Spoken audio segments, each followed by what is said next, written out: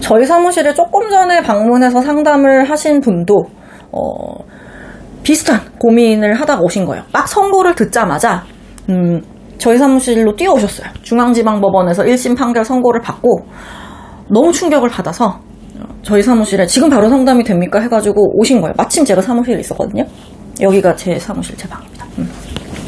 아무튼 그래서 저랑 상담을 하는데 굉장히 멘탈이 막 나가 있는 상태로 제가 막 물어봤죠. 그러면 피해자랑 합의는 됐었나요? 모르겠대요. 그러니까 안 됐는데 피해자에게 합의 의사가 전달이 됐는지 어떻게 됐는지 전혀 모른다는 거죠. 양형 자료는 뭐뭐 들어갔나요? 마지막 변호인 의견서에는 뭐가 제출됐나요? 했더니 수사 단계에서 한번 들어가고 공판 단계에서는 하나도 안 들어갔대요. 뭐 이런 식으로 뭐가 어떻게 진행되고 있는지 몰라. 자, 그럼 일부 무죄 주장인가요? 그건 아닌 것 같은데. 그럼 변호사님이 도대체 어떤 거에 대해서 어떤 주장을 하신 거예요? 모른다는 거예요. 굉장히 잘못된 변호를 받고 있었던 거죠. 굉장히 관련 사건에서는 이 정평이 나 있는 되게 유명한 로펌인데 뭐 특정 로펌을 지칭하고 싶어서 하는 얘기는 아니지만 그럼에도 불구하고 그렇다는 거예요. 실제로 이런 사건을 많이 하고 있고 큰 문제가 없고 굉장히 광고를 많이 하고 있고 인지도도 높은 그런 로펌에서조차 변호사와 어떤 소통이 안 된다. 그리고 사건 진행이 어떻게 진행되는지 전혀 의뢰인에게 알려주지 않는다. 제가 그런 얘기를 들으면 되게 좀 속상해요. 왜냐하면 제가 그런 거를 자꾸 의뢰인한테 일일이 진행하면서 말씀을 드리는 건 나중에 결과가 나왔을 때 그래야 변호인을 탓하지 않습니다. 그때 변호사님이 피해자한테 한 번만 더 연락을 해봤으면 되는 거 아닌가? 제대로 연락한 건 맞아? 어떤 경우는 선임하고 나서 피해자한테 보내는 사죄문을 우리 변호인 사무실에다가 보냈는데 한 달이 지나도록 변호인 사무실에 있었다는 거예요.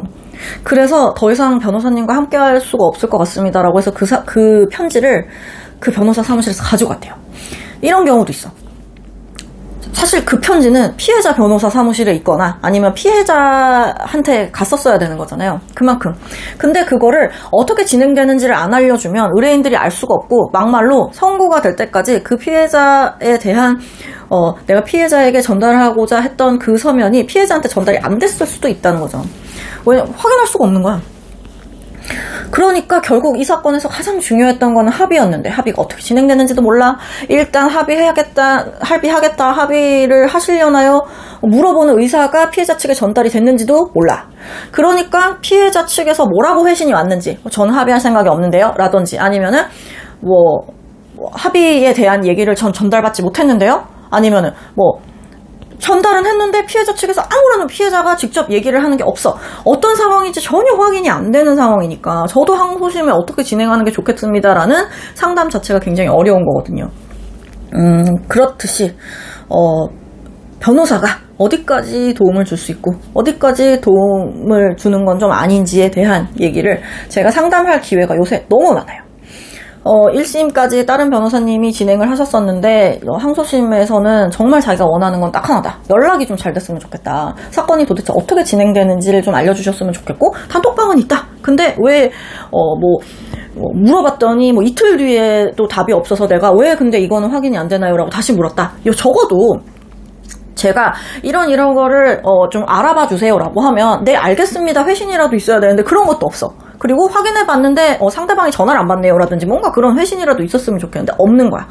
그래서 너무 답답했다라는 상담을 주시거나 아니면은 그래서 변호사를 바꾸겠다고 오신 의뢰인들이 꽤 많습니다.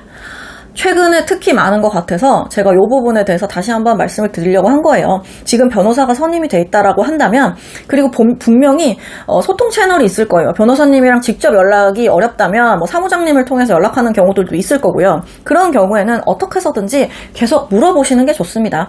변호사님이 만약에 내가 지금 너무 바빠 죽겠는데 진행 상황이 없으니까 내가 지금 너한테 연락을 못 해주는 거잖아. 내가 얼마나 내가 너한테 매일매일 그럼 보고해야 되니? 라고 얘기하는 분도 계실 수 있는데 보통 변호사들이 그렇게 자주 연락하지 않아요. 그리고 사건의 진행은 매일매일 반복되는 게 아닙니다. 우리가 피해자한테 합의하자는 말을 매일매일 막 쪼아대듯이 얘기할 수가 없는 것처럼 변호사도 매일매일 사건 진행이 달라지는 게 아니기 때문에 연락을 못하는 걸 수도 있거든요. 그러니까 너무 과한 연락이 아닌 이상 적어도 그게 어떻게 진행되고 있는지 어떤 변화가 있었다면 그거의 진행 상황을 조금 신경 써서 알려주시면 감사하겠습니다 라는 식으로 요청할 수 있다.